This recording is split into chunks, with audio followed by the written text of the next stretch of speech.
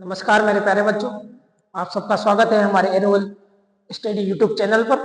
और आज हम पढ़ने वाले हैं बेटा क्लास 12th का chapter number 7 human health and disease. उसमें हमने नेक्स्ट पिछली कक्षा में हमने पढ़ लिया था बेटा कि रोग क्या होता है। ठीक है, रोग के टाइप्स ऑफ डिजीज पढ़ लिए थे हमने। और टाइप्स ऑफ डिजीज दो प्रकार के हैं, जिसमें हम जो है संक्रमण डिजीज के बारे में बात कर रहे हैं, कम्युनिकेबल डिजीज के बारे में बात कर रहे हैं। तो कम्युनिकेबल डिजीज में हमने पहले जो पढ़ा है वो पढ़ा है हमने जीवाणु जनित डिजीज। एक तो जीवाणु जनित डिजीज है ना, विषाणु जनित डिजीज वे वायरस इन्फेक्टेड डिजीज है, और प्रोटोजोआ वाले भी है, कुछ कर्मी वाले भी है। ठीक है, उन सब के बारे में हम पढ़ेंगे। आज की क्लास में हम पढ़ने वाले हैं बेटा जीवाणु जनित रोग। एक रोग हमने पहले ही, जैसे टाइफाइड रोग है, वो पिछली कक्षा में हमने पढ़ लिया था। और आज हम पढ़ेंगे निमोनिया रोग के बारे में कि निमोनिया रोग क्या है, कैसे हमारे शरीर में इसका इफेक्ट फैलता है, किस किस के कारण से ये होता है। ठीक है, कौन से ऐसे पैथोजन है जो हमारे शरीर में इस रोग को फैलाते हैं और इसके क्या लक्षण है, इन सब के बारे में हम जानकारी प्राप्त करेंगे। इसके अलावा जो है हम आज इस क्लास के अंदर जो है हम विषाणु जनित या वायरस इन्फेक्टेड डिजीज के बारे में भी बात करेंगे।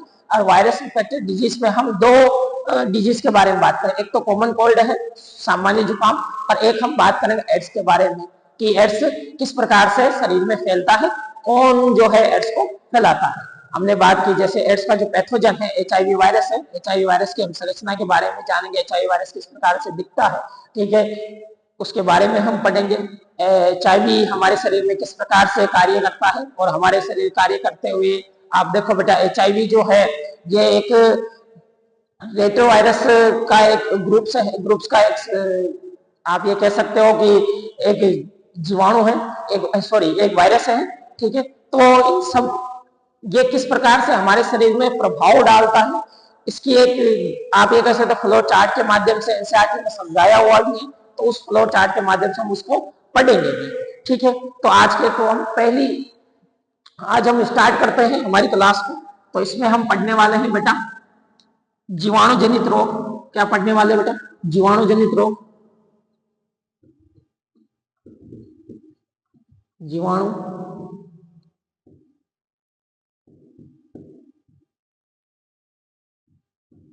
रोग क्या पढ़ने वाले? जीवाणु जनित रोग। ठीक है, बैक्टीरियल इन्फेक्टेड डिजीज। उसमें हमने पहला पढ़ लिया था टाइफाइड, और दूसरा हम पढ़ने वाले हैं बेटा निमोनिया। क्या पढ़ने वाले? ठीक है, निमोनिया के बारे में हम पढ़ने वाले हैं कि निमोनिया क्या है। ठीक है, निमोनिया क्या है देखते हैं। देखो बेटा, निमोनिया जो होता है इसका पैथोजन है, पैथोजन क्या पैथोजन है इसका? तो एक तो है स्ट्रेप्टोकोकस निमोनी। क्या है? Streptococcus pneumoniae.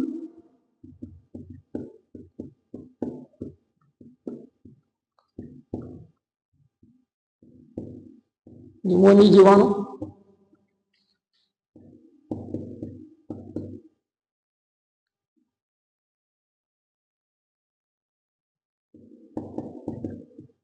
और एक और पैथोजन है। एक तो सामान्य रूप से स्ट्रेप्टोकोकस निमोनी से होता है, और एक और है बेटा Haemophilus influenza.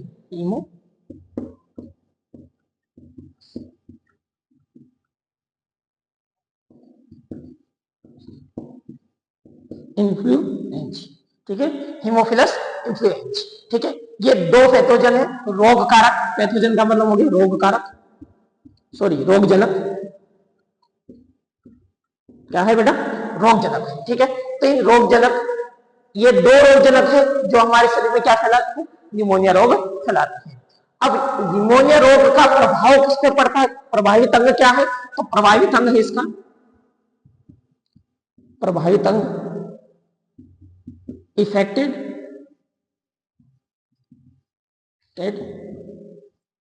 Organs. Infected organs क्या है इसके? ठीक है, तो लंग्स है। क्या है बेटा? लंग्स है, फेफड़े। यानी ये किसको इफेक्ट करता है बेटा? फेफड़ों को इफेक्ट करता है। इसके अलावा बात करते हैं लक्षण क्या है इसके। लक्षणों के बारे में बात की जाए तो लक्षण क्या हो सकते हैं? तो लक्षण जो है याद रखना, ठंड के साथ बुखार आती है, ठीक है, हमें सर्दी लगेगी, सर्दी के साथ फीवर होगा, बुखार आएगी, और क्या हो सकता है? सिर दर्द होगा,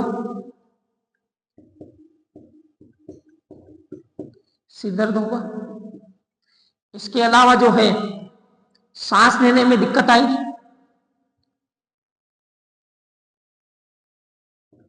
श्वसन क्रिया प्रभावित होगी, ठीक है, श्वसन क्रिया प्रभावित होगी हमारा। अब देखो बेटा, फेफड़ों में क्या है? फेफड़ों में इसके अंदर क्या बढ़ जाता है बेटा? एक श्लेष्मा बढ़ जाता है, श्लेष्मा द्रव, ठीक है। ये भर जाने के कारण जो है हमारा शरीर या त्वचा जो है ना बेटा, त्वचा या नाखून भी आप, नाखून, ठीक है, त्वचा या नाखून जो है वो क्या होने लग जाती है बेटा? नीली पड़ने लग जाती है। क्या पड़ने लग? नीले पड़ने लग जाते।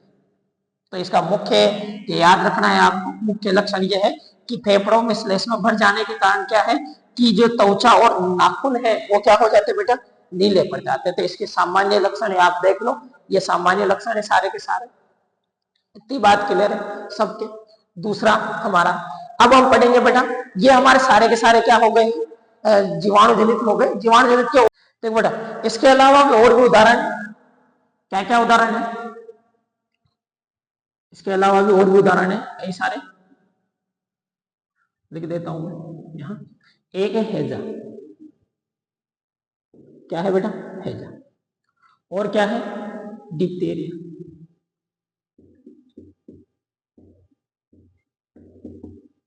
और इसे गलगोटू रोग भी कहते हैं, गलगोटू रोग भी कहा जाता है। इसके अलावा डाइसेंट्री भी है, सेंट्री भी है, और टिटनस भी है, इसके अलावा टीबी भी है। तो ये रोग जो है ये कौन से है? जीवाणु जनित रोग है। दो के बारे में हमारी पूरी डिटेल दे रखी है जो मैंने आपको बता दी है। इसके अलावा कोई उदाहरण पूछ ले तो ये सारे उदाहरण जो है हमारे एनसीईआरटी में दे रखे हैं, ठीक है। तो ये भी हो सकता है उन दो रोगों को ना देकर इनमें से एक रोग देखे रहो और एमसीक्यू क्वेश्चन आपसे पूछ ले कि भाई इनमें से जीवाणु जनित रोग कौन सा है, तो आप बता देना हैजा, डिप्थीरिया है, डाइसेंट्री है यानी दस्त, ठीक है, और टिटनस है, और टीबी है, ठीक है। अब बात करेंगे हम किसके बारे में बात करेंगे बेटा? अब हम बात करने वाले हैं विषाणु जनित रोगों, viral infected disease, virus disease के बारे में, वायरस डिजीज के बारे में बात करेंगे, ठीक है। वायरस डिजीज में हम सबसे पहले बात करें कॉमन कोल्ड की। किसके बारे में बात करें? कॉमन कोल्ड यानी सामान्य जुकाम।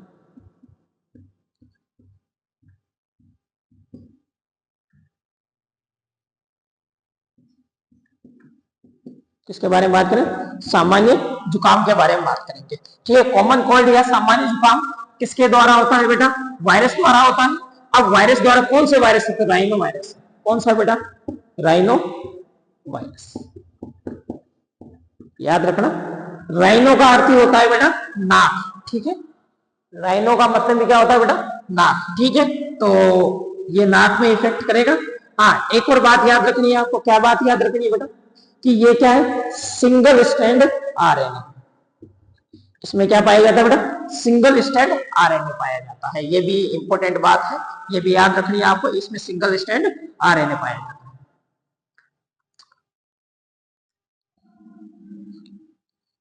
ठीक है। अब देखो बेटा, राइनो वायरस जो होता है, राइनो वायरस क्या होता है बेटा? कि यह हमारे श्वास लेने का या श्वसन मार्ग है ना, उसको क्या करता है बेटा? इफेक्ट करता है, उसको सुझा देता है, ताकि हमें सांस लेने में क्या होती है? दिक्कत आती है। लेकिन ये है जो हमारे फेफड़ों पर क्या नहीं करता बेटा? प्रभाव नहीं डालता। इसका फेफड़ों पर कोई प्रभाव नहीं होता। सामान्य रूप से ये 3 से 7 दिन तक रहता है, उसके बाद ये क्या हो जाता है बेटा? खत्म हो जाता है, अपने आप इसका प्रभाव क्या हो जाता है, धीरे धीरे समाप्त हो जाता है। आप ये याद रखना बेटा, क्या याद रखना, वायरस के लिए जो डिजीज, जो दवाइयां बनती है, वायरस डिजीज जो है उसके लिए जो दवाइयां बनती है वो वायरस के लिए होती ही नहीं, क्योंकि जितनी भी पेनिसिलिन ऐसी जो दवाइयां बनी है, प्रतिजैविक जो दवाइयां, एंटीबायोटिक, वो सारी की सारी जो है वो किस पे कार्य करती है, कोशिका भित्ति पर कार्य करती है। किस पे कार्य करती है बेटा, कोशिका भित्ति पे कार्य करती है, ठीक है। जबकि वायरस में कोई कोशिका भित्ति होती ही नहीं है, तो इस पर प्रभाव डालता है। तो आपका एक नॉर्मली क्वेश्चन उठा भी होगा दिमाग में कि सर फिर हम जुकाम की जो टेबलेट्स लेते हैं उनसे जुकाम ठीक हो जाती है? नहीं बेटा, जुकाम की टेबलेट से जुकाम ठीक नहीं होती है।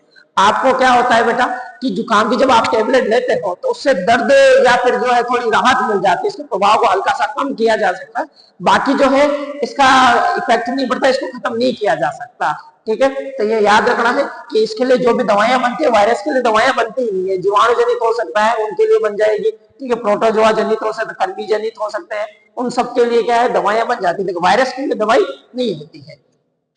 आगे बात करते हैं इसमें इसके सामान्य लक्षण क्या है। प्रभावित अंग कौन से हैं, इफेक्टेड ऑर्गन,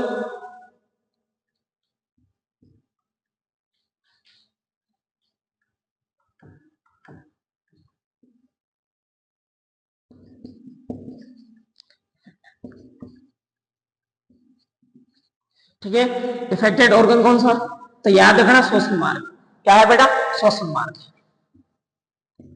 श्वसन मार्ग, ठीक है, या ट्रेकिया, श्वसन नलिकाएं, ट्रेकिया, ये सारे के सारे इससे क्या होता है, इफेक्ट होता है। लेकिन याद रखना यह एक इंपॉर्टेंट बात है, यह है ना बेटा फेफड़ों या लंग्स, लंग्स को कोई प्रभाव नहीं डालती, ये फेफड़ों पर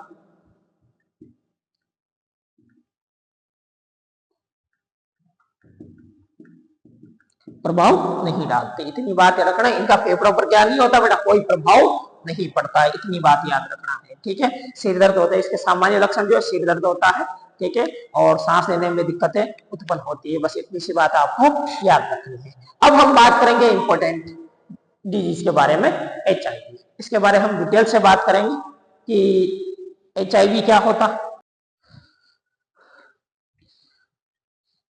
अब हम बात करेंगे बेटा एड्स के बारे में बात करेंगे, इसके बारे में बात करेंगे बेटा, एड्स के बारे में बात करेंगे, ठीक है। एड्स क्या होता है बेटा, वायरस जनित रोग है, ठीक है, इसका पूरा नाम है एक्वायर्ड इम्यूनो डिफिशियंसी सिंड्रोम, ठीक है, अर्थात ये हमारी प्रतिरक्षा इम्यूनी पावर को क्या करता है बेटा, कमजोर करता है। होता है किसके कारण है, HIV वायरस के कारण होता है। अब HIV वायरस भी दो प्रकार का है, दोनों से ही बेटा क्या होता है बेटा, एड्स होता है, दोनों से ही क्या होता है बेटा, एड्स होता है। लेकिन HIV फर्स्ट जो होता है उसका प्रभाव थोड़ा ज्यादा होता है किसके मुकाबले, HIV सेकंड के, HIV सेकंड का प्रभाव थोड़ा कम होता है HIV के फर्स्ट के प्रभाव की तुलना में, ठीक है। तो ये याद रखना, दोनों से एड्स ही होता है, लेकिन जो है इसका प्रभाव ज्यादा होता है, ये ज्यादा खतरनाक है इसकी तुलना में, इतना ही बात याद रखना। अब HIV की संरचना जो आपको दिखाई दे रही है वो इस प्रकार के HIV की संरचना मैंने बताया।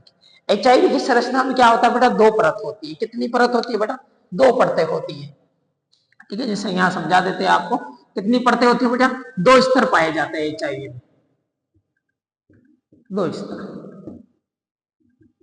HIV में कितने स्तर, दो स्तर पाए जाते हैं, जिसमें जो बाहरी स्तर है, बाहरी स्तर जो है बेटा, बाहरी स्तर वो किसका बना होता है, फॉस्फोलिपिड का बना होता है, किसका बना होता है बेटा, फॉस्फोलिपिड का बना होता है, ये याद रखना है, लिपिड का बना होता है। जबकि आंतरिक स्तर जो है, स्तर जो है वो किसका बना होता है, वो बना होता है प्रोटीन, किसका बना होता है बेटा, प्रोटीन का बना होता है। अब फॉस्फोलिपिड से भी दो स्तर बनते हैं, आपको दिखाई दे रहे होंगे, ये जो बाहरी परत है ये किसका बना हुआ है, फॉस्फोलिपिड का बना हुआ है, ठीक है। और इसमें भी आपको दो स्तर दिखाई दे रहे हैं, एक तो ये वाला स्तर, ठीक है, कौन सा स्तर, ये वाला स्तर है, और एक जो है ये आपको छोटे छोटे आपको हरे रंग के अंदर ग्रीन लाइन, जो ग्रीन डॉट्स दिखाई दे रही है, इनमें ये वाला स्तर जो है वह क्या कहलाता है बेटा, वो कहलाता है जीपी 41 स्तर है, और ये बाहर की तरफ जो आपको दिखाई दे रहा है ये क्या कहलाता है बेटा, जीपी 120 स्तर। ठीक है, ये थोड़ा सा अंदर की तरफ घुसा हुआ दिखाई देता है आपको दिखाई दे रहा है, छोटे छोटे लाइन या डॉट्स बना रखे हैं मैंने। ठीक है, तो ये है क्या कहलाएगा, जीपी 41 कहलाएगा। ठीक है, तो दो प्रकार के, जबकि प्रोटीन जो ना है ये भी कितने प्रकार के होते हैं बेटा, दो प्रकार के। एक तो यहाँ जो फॉस्फोलिपिड्स में हमने क्या बना दिया, एक तो बना दिया हमने जीपी 120 जो बाहर की तरफ होता है। ठीक है, और एक अंदर की तरफ धसा हुआ और होता है जिसे कहते हैं जीपी 41। क्या कहता है, जीपी 41 कहता है। जबकि प्रोटीन के बारे में बात की जाए और आंतरिक स्तर के बारे में बात की जाए तो प्रोटीन के भी दो स्तर आपको देखने को मिलेंगे। एक तो अंदर की तरफ स्तर देखने को मिलेगा, वो अंदर की तरफ स्तर होता है P24 स्तर। ठीक है, और बाहर की तरफ जो दिखाई देगा आपको P17 स्तर दिखाई देगा। ये दो प्रकार के स्तर। इसके अलावा जो मध्य में जो है बेटा, मध्य में क्या होता है बेटा, केंद्रक होता है। क्या होता है बेटा, केंद्रक होता है। ठीक है, इस केंद्र के अंदर क्या पाया जाता है, सिंगल स्टैंड आरएनए पाया जाता है। कितने रज्जु पाए जाते हैं, इसके दो रज्जु पाए जाते हैं बेटा, दो। कितने होते हैं, सिंगल स्टैंड कितने होते हैं, यहाँ संख्या में दो होते हैं, एक ये है और एक ये है।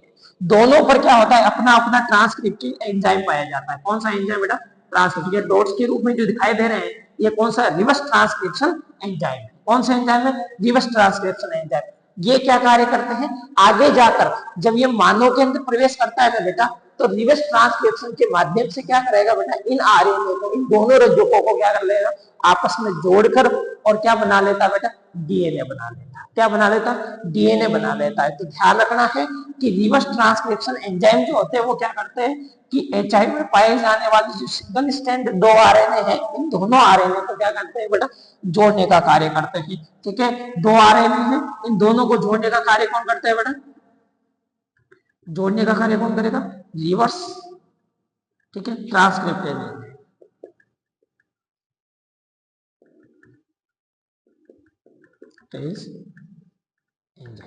ठीक है, इतनी बात क्लियर हो गई। ये हमारे एचआईवी की संरचना है। अब एचआईवी के क्या क्या लक्षण, तो देखो बेटा, एचआईवी जो वायरस है, यह वायरस बेटा सीधे ही हमारी कोशिकाओं को क्या नहीं करता, टारगेट नहीं करता। क्या नहीं करता बेटा, सीधे ही हमारी कोशिकाओं क्या नहीं करता बेटा, टारगेट नहीं करता। ये क्या करता है कि जो फेगोसाइट्स कोशिकाएं जो होती है, ठीक है, उन कोशिकाओं को क्या करता है बेटा, सबसे पहले उनमें जाकर और अपनी संख्या बढ़ाने का कार्य करता है। फिर अपनी संख्या बढ़ाने के बाद वो फिर क्या करता है बेटा, संक्रमण फैलाता है। और हमारी जो हेल्पर जो टी लिम्फोसाइट्स कोशिकाएं होती हैं, है ना, हेल्पर जो टी लिम्फोसाइट कोशिकाएं होती है उनको क्या करता है बेटा, नष्ट करता है। इस कारण से हमारी इम्यूनिटी पावर क्या हो जाती है बेटा, गिर जाती है। ठीक है, कमजोर हो जाती है। तो ये है हमारी एचआईवी की संरचना है। अब हम बात करेंगे एड्स के बारे में। हाँ, एक और बात याद रखना, एचआईवी कौन से वायरस का समूह, कौन से मतलब एचआईवी जो है वायरस का एक समूह है। ठीक है, कई सारे प्रकार के वायरस होते हैं, तो ये किस प्रकार का वायरस है याद रखना है। एचआईवी जो है रेट्रो वायरस है। क्या है बेटा, रेट्रो वायरस। क्या है बेटा, रेट्रो वायरस। ठीक है, तो ये याद रखना है आपको। वायरस एचआईवी क्या है, रेट्रो वायरस या पक्ष विषाणु भी कह सकते हैं इसे, पक्ष विषाणु। क्या कहते हैं बेटा, रेट्रो वायरस या पक्ष विषाणु के नाम से भी इसे जाना जाता है। तो अब हम पढ़ेंगे बेटा रेप्लिकेशन ऑफ रेट्रो वायरस कि एचआईवी जो है वो हमारे शरीर में किस प्रकार से जो है प्रतिकृति करता है या फिर फोटोकॉपियां तैयार करता है, और फोटोकॉपियां तैयार करने के बाद अपनी संख्या बढ़ाने के बाद जो है वो किस प्रकार से हमारे शरीर में इफेक्ट करता है। इन चीजों का यह संक्रमण फैलाता है, इन चीजों को हम अब पढ़ने वाले हैं। देखो बेटा, एचआईवी जो है, एचआईवी रेट्रोवायरस समूह का ही एक वायरस है। ठीक है, जो क्या करता है कि परपोषी कोशिकाओं में जाकर परपोषी कोशिकाओं में जाकर रिवर्स ट्रांसक्रिप्शन के माध्यम से जो है वह डीएनए बनाता है, और डीएनए बनाने के बाद जो हमारी जो कोशिकाएं होती है, एनिमल सेल्स जो होती है, उनके अंदर उनके डीएनए से समाविष्ट होकर और उनकी इम्यूनिटी पावर को क्या कर देता है, ये कमजोर कर देता है। तो उसी चीज को आज हम समझने वाले हैं। तो सबसे पहले ध्यान देना है कि जो HIV है वो क्या करता है, सबसे पहले हमारी जो वृद्ध भक्षाणु कोशिकाएं होती है, देख यहाँ जो ये सामान्य कोशिकाएं, कौन सी कोशिकाएं बेटा, वृद्ध भक्षाणु कोशिकाएं।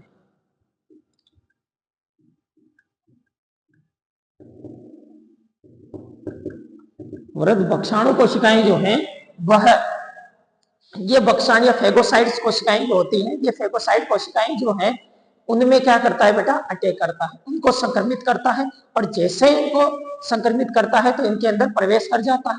प्रवेश करने के बाद क्या करता है बेटा, यह है कि रिवर्स ट्रांसक्रिप्शन के माध्यम से, रिवर्स ट्रांसक्रिप्शन के माध्यम से या उस क्रिया के माध्यम से ये क्या करता है, अपने दोनों ही जो आरएनए हैं, आपको मैंने पहले भी बताया था कि इसके अंदर 2 आरएनए पाए जाते हैं, सिंगल स्ट्रैंड रज्जु होता है, ठीक है। तो सिंगल स्ट्रैंड होते हैं ये आरएनए, ये दोनों ही आरएनए क्या करते हैं बेटा, आपस में जुड़ जाते हैं, क्योंकि इनके अंदर क्या पाया जाता है, रिवर्स ट्रांसक्रिप्शन एंजाइम पाया जाता है। ये दोनों रज्जु इस एंजाइम की सहायता से आपस में जुड़कर किसमें बदल जाते हैं बेटा, डीएनए में बदल जाते हैं। अब जब फेगोसाइट कोशिकाओं में ये अपना डीएनए बना लेते हैं तो सबसे पहले ये क्या करते हैं, किसी परपोषी कोशिका को ढूंढते हैं और हमारे शरीर में किसी भी सामान्य परपोषी कोशिका पे क्या करता है बेटा, अटैक कर देता है। उसमें संक्रमण करने के बाद, उसके अंदर जाने के बाद क्या करता है बेटा, यह अपने डीएनए को जो है उस सामान्य कोशिका की डीएनए के साथ क्या करना लगता है, समाविष्ट होने लगता है, मेल मिलाव करता है, ठीक है। और अपने डीएनए को उस कोशिका के अनुरूप बनाने का प्रयास करता है। जैसे ही यह अपने डीएनए को उस कोशिका के डीएनए के अनुरूप बना लेता है, उसके बाद क्या होता है बेटा, उसके बाद जो है ये उन कोशिकाओं को, संक्रमित कोशिकाओं को क्या करने लगता है, आदेश देता है कि क्या कीजिए, प्रतिकृतियां बनाइए या फोटोकॉपियां बनाइए, रेप्लिकेशन की क्रिया कीजिए। तो जब वो रेप्लिकेशन की क्रिया करती है तो इसमें अपने डीएनए का भी क्या कर लेता है, ये है कई सारी फोटोकॉपियां, प्रतिकृतियां तैयार कर लेता है। इस प्रकार से क्या है बेटा, परपोषी कोशिकाएं हैं वो खुद जो है वो क्या करने लग जाती है, HIV वायरस जो है वो बनाने लग जाती है, कई सारी फोटोकॉपियां बनाने लग जाते हैं। इसीलिए परपोषी कोशिकाओं को क्या कहते हैं कि परपोषी कोशिकाओं को जो है HIV संक्रमण होने के बाद खुद जो है परपोषी कोशिका की फैक्ट्री के, मतलब HIV की फैक्ट्री की तरह कार्य करने लग जाती है। अब जब ये अपनी संख्या इसमें बढ़ा लेती है तो संख्या बढ़ाने के बाद अब क्या करता है बेटा, ये सबसे पहले क्या करेगा, सबसे पहले जो है ये सबसे पहले जो हमारी हेल्पर टी लिम्फोसाइट कोशिकाएं हैं, कौन सी कोशिकाएं बेटा, हेल्पर टी लिम्फोसाइट कोशिकाएं हैं, उन पे इफेक्ट मतलब अटैक करता है। और उन्हें इफेक्ट करने के बाद जो है उनके अंदर प्रवेश होने के बाद क्या करने लगता है बेटा, कि जैसे जैसे ये इनके अंदर जाएगा और अपनी संख्या क्या करेगा बेटा, बढ़ाने लगेगा। अब जैसे जैसे संख्या बढ़ाएगा बेटा तो इसका डीएनए जो है हमारे डीएनए के साथ मैच कर जाता है। तो अब जो है हमारी जो हेल्पर कोशिका है वो हमारी प्रतिरक्षा तंत्र का या इम्यूनिटी जो सिस्टम है उसका आदेश ना मानकर किसका आदेश मानने लगती है, HIV का आदेश मानने लगती है। तो अब धीरे धीरे क्या होने लगता है कि जब ये हमारे आदेश नहीं मानती है और HIV का आदेश मानता है तो ये हमारी कोशिकाएं रही नहीं, सिंपल सी बात है, ये हमारा आदेश नहीं मान रही तो हमारी कोशिकाएं नहीं, तो हमारी जो इम्यूनिटी पावर की जो कार्य है वो भी रुक जाएगा, मंद पड़ जाएगा।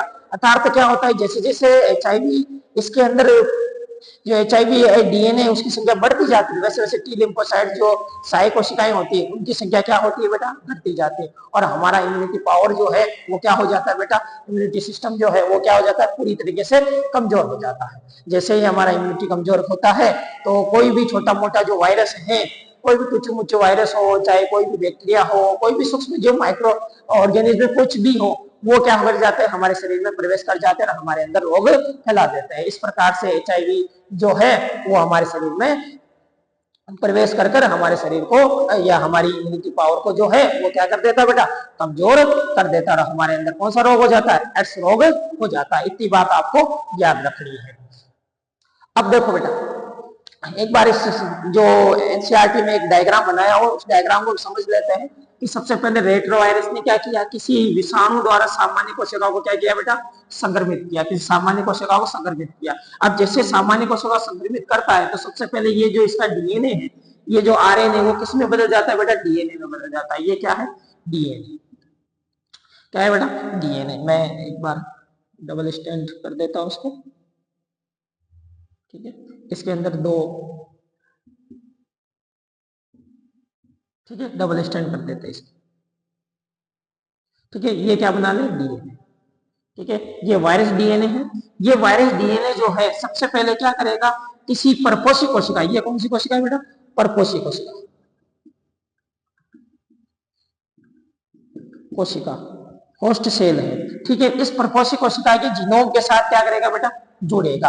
अब इसके डीएनए और हमारा डीएनए क्या हो जाएगा बेटा, एक तरीके से ये हो जाएगा, एक जैसा हो जाएगा। ये अपने डीएनए को क्या कर लेता है, हमारे डीएनए के समाविष्ट कर लेता है। तो जैसे ये समावेश करता है तो अब इसको आदेश देता है कि कई सारी क्या करे, फोटोकॉपिया करे। तो ये क्या करने लगता है बेटा, संगठित कोशिका द्वारा उत्पन्न नई विषाणु, यानी इसका मतलब ये है कि ये कई सारी फोटोकॉपिया तैयार करने लगेगा अपनी। तो हमारे कई सारे जो है नए विषाणु कोशिकाएं बन जाएगी। अब ये कई सारी फोटोकॉपियां बन गई। अब ये सारी नई फोटोकॉपियां जो है वो क्या करेगी, अगली टी लिम्फोसाइट को अटैक करेगी, और टी लिम्फोसाइट को अटैक करने के बाद हमारी इम्यूनिटी पावर को क्या कर देगी बेटा, डैमेज कर देगी। इतनी बात क्लियर है, इतनी बात क्लियर है। अब देखो बेटा, जैसे ये तो हो गया हमारा रेट्रोवायरस की प्रतिकृति या फोटोकॉपी या रेप्लिकेशन ऑफ रेट्रोवायरस। ठीक है, तो ये है रेट्रोवायरस में प्रतिकृतियां हो गई। अब देखो बेटा, अब हम इसके बारे में, अब इसका समाधान, इससे हमारे अंदर एड्स हो गया। अब देखो इसको एक बार तरीके से समझना बेटा, कि एक तो हमारे शरीर में, अब ये देखो इसके लक्षण, एड्स के लक्षण भी ऐसे नहीं है कि बीमारी HIV प्रवेश किया या एक दो दिनों में जो है एड्स फैल जाता है। नहीं बेटा, एड्स ऐसे नहीं फैलता। एड्स क्या है, एक रोग नहीं है। एक रोग को क्या है बेटा, समूह है। एक समझना बेटा कि एड्स एक रोग नहीं है। एक आप ये नहीं कह सकते कि एड्स के कोई विशेष लक्षण है, या जैसे निमोनिया होता है, टाइफाइड होता है, ठीक है, ऐसे मलेरिया होता है, ऐसी कोई बीमारी है नहीं। एड्स के अंदर इम्यूनिटी पावर अब कमजोर हो गई तो कोई भी रोग हमारे अंदर प्रवेश करेगा ना, तो वो लंबे समय तक बना रहेगा, वो कभी नष्ट होगा नहीं। तो एड्स खुद रोग नहीं है, रोगों का क्या है बेटा, समूह है। तो अब इसके लक्षण एक साथ तो प्रकट होते नहीं, एकदम से प्रकट तो होते नहीं, इसके लक्षण में काफी समय लग जाता है। एनसीईआरटी में मेंशन कर रखा है कि जो एड्स प्रकट होने का जो समय है वो कितना है बेटा, 5 से 10 वर्ष लग जाता है। नॉर्मली यह व्यक्ति जो है 5 से 10 वर्षों तक जी लेता है इसके अंदर, क्योंकि HIV प्रवेश करेगा इसके अंदर, फोटोकॉपिया बनाएगा, हमारी इम्यूनिटी पावर को कमजोर करेगा। इम्यूनिटी पावर कमजोर होने के बाद फिर कोई अन्य जो सूक्ष्म जीव है, माइक्रो ऑर्गेनिज्म हमारे शरीर में प्रवेश करेंगे, कोई भी एंटीजन हमारे शरीर में प्रवेश करेगा, फिर वो हमारे अंदर रोग फैलाएगा। तब जाकर हमारे शरीर में रोग फैलने लगते हैं, और धीरे धीरे हमारा जो शरीर है वो एक रोगों का क्या बन जाता है, एक समूह बन जाता है, और हमारी मृत्यु हो जाती है। इस प्रकार से हमारे शरीर में जो है HIV का एड्स जो है वह प्रकट होता है। तो इसके लिए जो 5 से 10 वर्ष का समय लग जाता है। ठीक है, लेकिन HIV के कुछ सामान्य लक्षण है जिनकी वजह से क्या होता है बेटा, हमें पता लगता है कि भाई HIV हो रहा है। तो जैसे आप ये कह सकते हो कि भाई वजन का घट जाना होता है, सिर दर्द हो जाती है, सिर दर्द होना, तेज बुखार लंबे समय तक बने रहना, ठीक है, और कमजोरी आना। और नॉर्मली हम देख लेते हैं कि भाई ठंड जुकाम अगर कुछ भी हुआ है हमारे को, ठीक है, तो ये जुकाम हुआ है, ये अगर कोई बीमारी लंबे समय तक टिकी हुई है, तो ये इससे हमें पता लग जाता है कि हमारे को क्या हो सकता है, एड्स हो सकता है। तो इसके परीक्षण के लिए, ठीक है, एड्स का पता लगाने के लिए हमारे एनसीईआरटी में 3 परीक्षण दे रखे हैं।